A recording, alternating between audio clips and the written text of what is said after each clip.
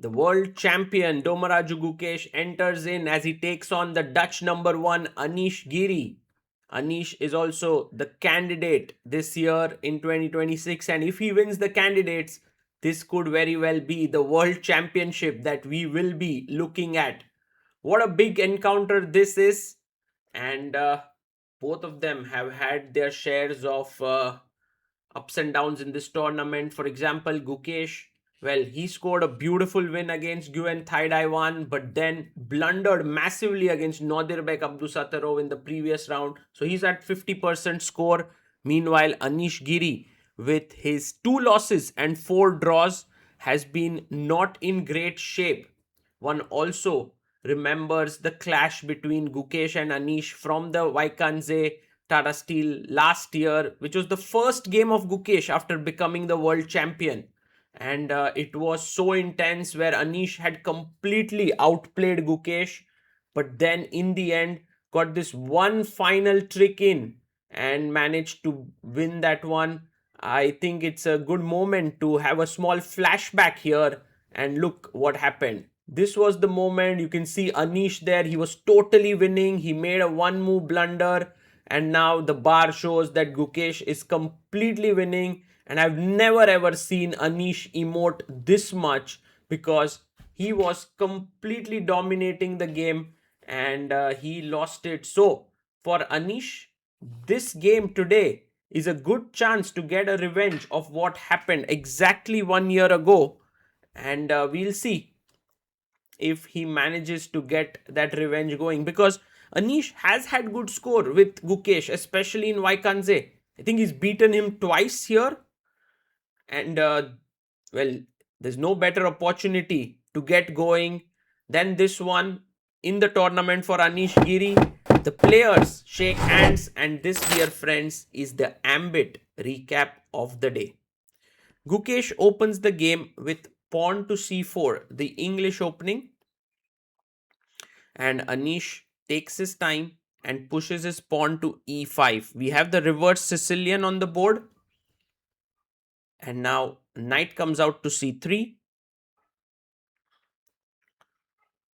knight to f6. I'm always curious if the players want to play the sort of open Sicilian here with d5. He goes knight c6 first, defending the pawn, and now pawn to g3 played. And Anish now can play bishop b4, which is one of the main lines here. He goes d5. And this move now will lead us into the accelerated, sorry, it's like dragon but with reversed colors. So you can see white is actually playing the Sicilian dragon here, bishop g2.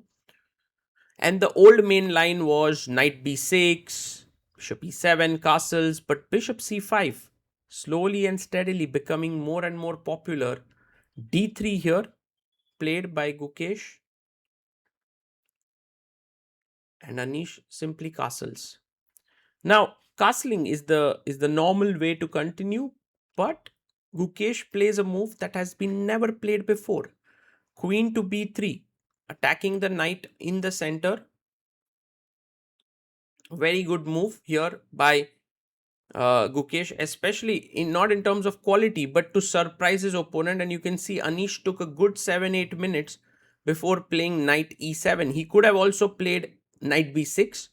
Bishop e6 would lead to sharp lines after queen b7. So that is understandable that you don't want to play it when your opponent is well prepared. Now, castles. And he plays the move h6, just stopping any of the pieces from reaching the g5 square. And now pawn to a3 played here by Gukesh.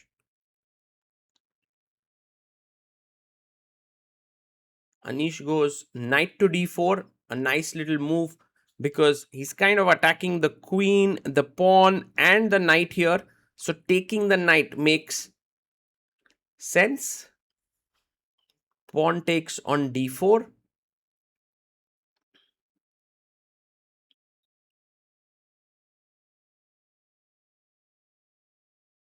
Yes. So he takes d4 here, attacking the knight on c3. And now knight to e4 played. He's looking at the bishop on c5, and the bishop can drop back to b6.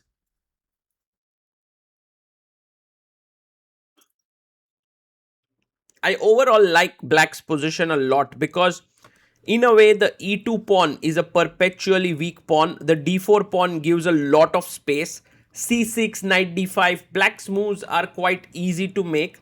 But you can see Anish trying to grab space on the queen side here with the move a5. And maybe he also wants to clamp it down further with a4. Gukesh, on the other hand, has to find what is the way to get play. You don't want to play e3 because it kind of weakens your central pawns a lot. So bishop d2 played. And one plan now is to play b4 followed by knight c5 in the position. But black goes for the move a4, and he is clamping down the position. I guess b3 is a nice move because b3 you take, I take, then I try for a4, a5. Seems logical. But Gukesh goes bishop b4. He's eyeing this diagonal. He's putting pressure here, and maybe he wants to go knight c5 next move. So rook e8 played, trying to pressurize the e2 pawn.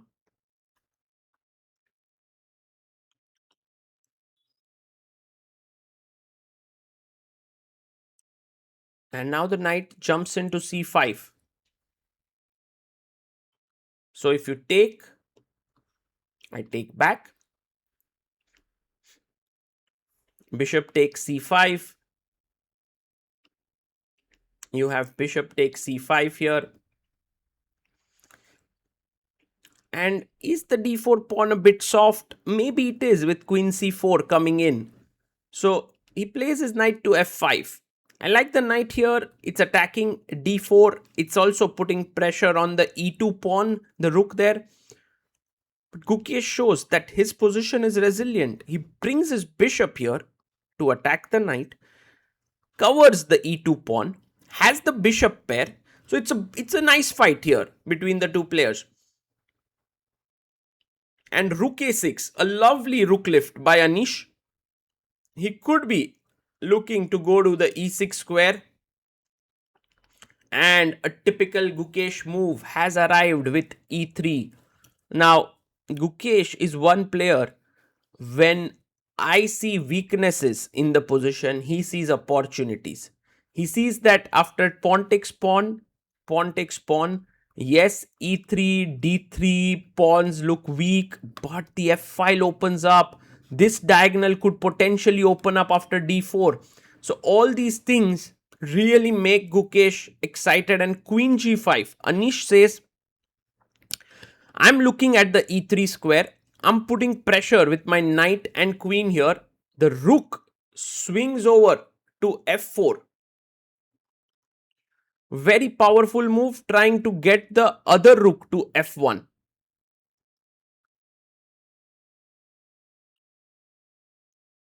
And Anish plays an incredible move b6.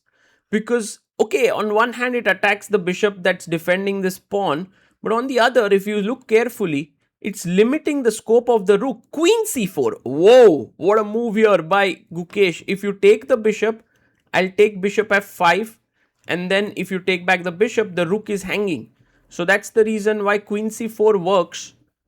But actually, it doesn't work because of a deep point that Anish seems to have spotted. Rook a7, a fantastic move, because now with this move, you want to defend the pawn on f7 by pushing the c pawn. So brilliant chess there by Anish, bishop b4. And now c5. A great move once again. And Anish is ready with his move.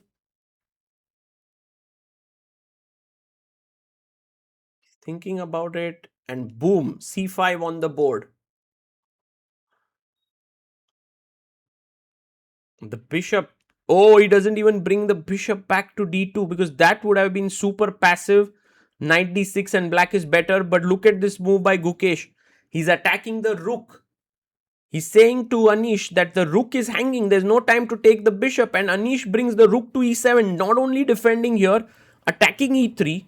Also, a big threat is knight d6, attacking the queen and bishop on e4. He takes off his jacket. g3 is hanging. Oh my goodness. The game is getting super wild now. And both players have around 20 minutes on the clock. Bishop d2 played here. Now, the best move in this position is knight g3, edge g3, queen g3.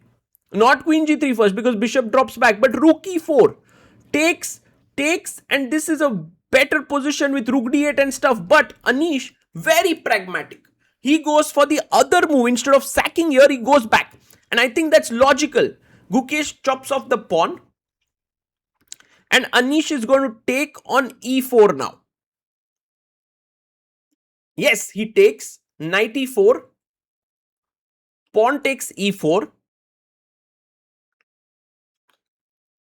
And even rook e4 for that matter. And if you look at the position carefully, it's opposite colored bishop position with equal number of pawns. White bishop is worse than the black bishop. For the reason is simple. The light squares around the white king are very weak. So rook e4. And queen c6 played. Double attacking the bishop and the rook. And Anish plays double defense with the queen on g4, defending both. He takes the pawn, queen c5. Gukesh is like, if I have to suffer, let me suffer with an extra pawn. And Anish Giri somehow needs to coordinate his pieces in a way where his bishop and queen and rook start attacking the king. Right now they are all well placed but getting in the way of each other. Rook c4. A lovely move. Anish is hoping if he gets queen e4 and bishop b7. So queen e4 and bishop b7, but queen d6, a massive blunder. Queen d5 was the only move to stay in the game. And that then also Anish is better after rook c2.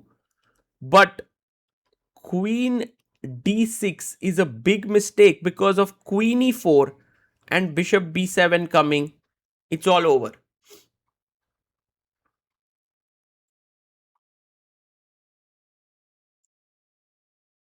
Anish goes.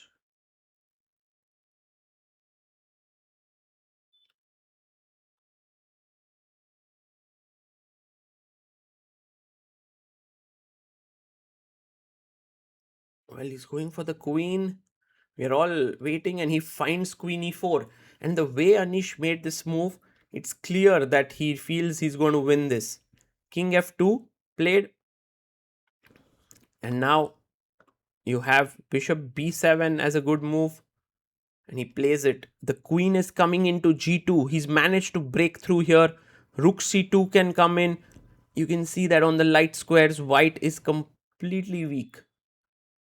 And now rook f1. Gukesh is trying to build some kind of a wall, some counterplay, run away with the king this side if queen g2 check. Will it all work here? You can see Gukesh shaking his head.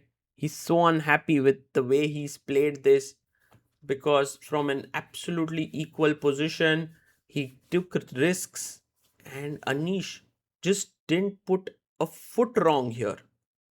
And he's reached here, but can he finish it off? Flashes of the last year's Vaikanze would definitely be coming to Anish's mind right now. He goes rook c6, a brilliant move. Trying to bring the rook here. You can't give this check and try to win this bishop because of check and I win your queen. So he goes queen d8 check, king h7. And now bishop c3 by Gukesh. He's eyeing the g7 pawn. But in the position, there are hardly any checks. And Anish, by the way, 8 minutes on the clock now. Looking a bit relaxed. Gukesh, you can see in between, closing his eyes, shaking his head. He's like, not doing it right.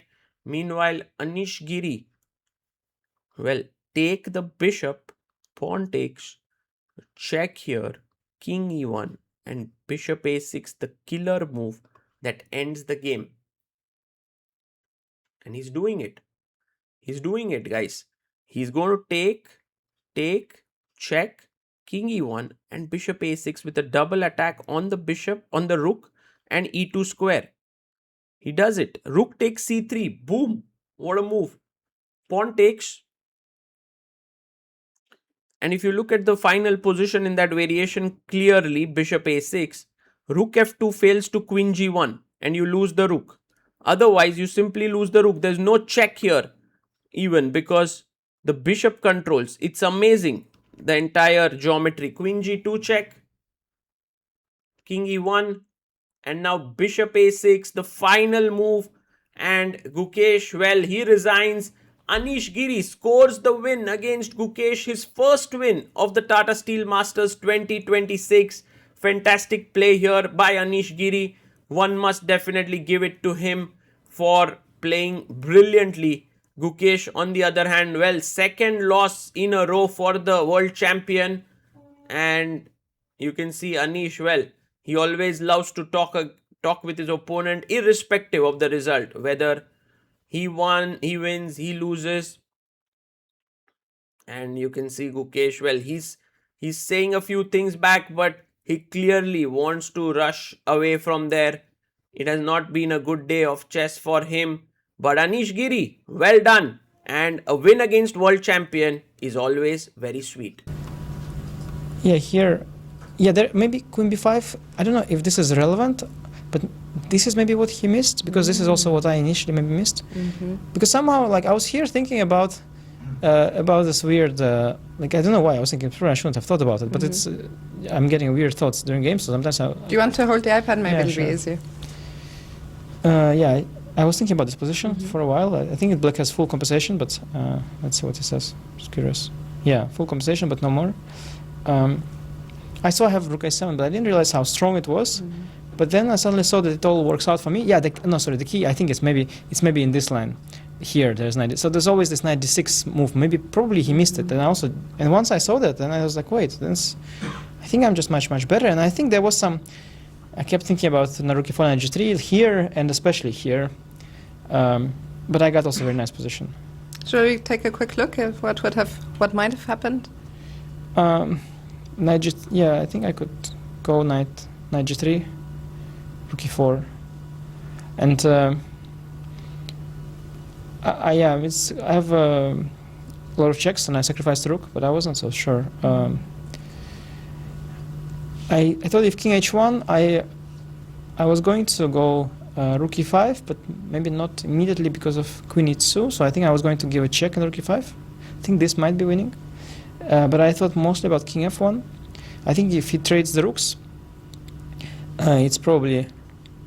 Yeah, no, if he takes with the rook, it's probably even worse. So here, yeah, I didn't see a clear win. I think I was thinking about check and then rook d8.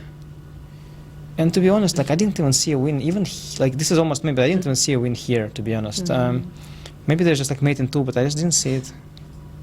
Yeah, maybe queen g2 and some... Yeah, I didn't see. Do you want to double check? Yeah, this must be a mate here. Yeah, oh, just bishop g4. And if king f1, queen h3, queen h... Yeah, and queen e3, I guess. Rook f2. Let's show the line quickly. I don't know.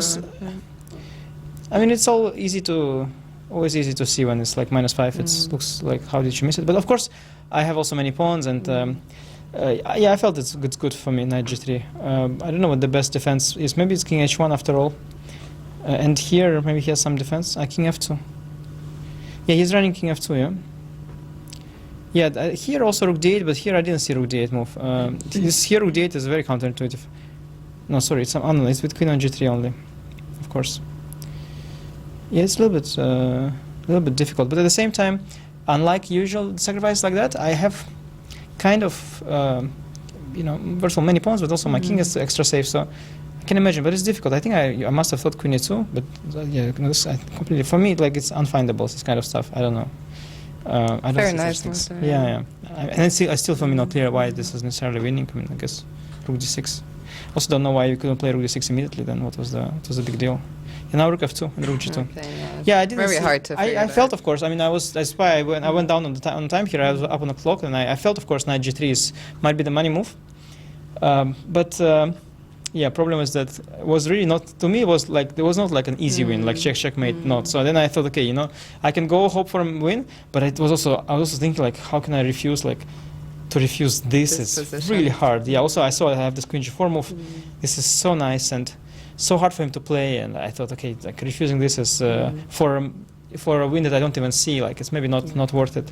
And yeah, I was like, he just blundered with queen d6. Did you immediately see it was a blunder?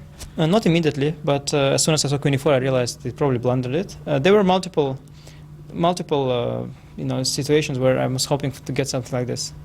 Queen d5 is actually interesting because I actually saw rook c2. I actually saw this idea of that in some positions I can give checkmate like this. But I'm not quite sure whether I saw it exactly here or not. And if I go bishop e6, maybe I saw it. Maybe I saw it here. Yeah, I don't know what I saw, to be honest. But I just liked my position very much. I don't know if I was gonna go rook c2 or bishop e6, because this also looks very nice. Yeah, this also looks very nice, but maybe it's not quite winning. But in such positions, even if you just don't win immediately, it's still very, very nice. But one idea could be that, you know, eventually I get like queen on e4, maybe f6, and maybe then bishop e8 c6 sometimes. Or I'm shocked actually that the computer thinks this is about even. no, I was not. I mean, the thing is that computer will either say that it's about even or it's dead lost, because nowadays they're defending so well, they are not really giving the evaluation in the middle anymore. But for a human, it's in between. Like we were discussing briefly after the game, I asked him if he thought this was okay, and he said he was not quite sure. I thought, like intuitively, that maybe engine would still hold. That's why I was not happy with knight d6, because I thought that maybe I'm missing a win. Because knight d6, I thought that it's very nice, but maybe it's holding. And he's a great defender, so I was not sure to go for it. But yeah, luckily for me, he blundered. After queen d5, it would have been a great challenge. And yeah, it's an interesting line that computer says. I don't recall seeing anything like this, so I don't think I saw it. For some reason, queen a5. Yeah, this is very strong. I don't know exactly why, but he's setting up some. Yeah, so it looks already kind of like a holdable number. Yeah, it's probably he had a draw here. Obviously very difficult to win a game against a strong player like him, and blunder certainly helps.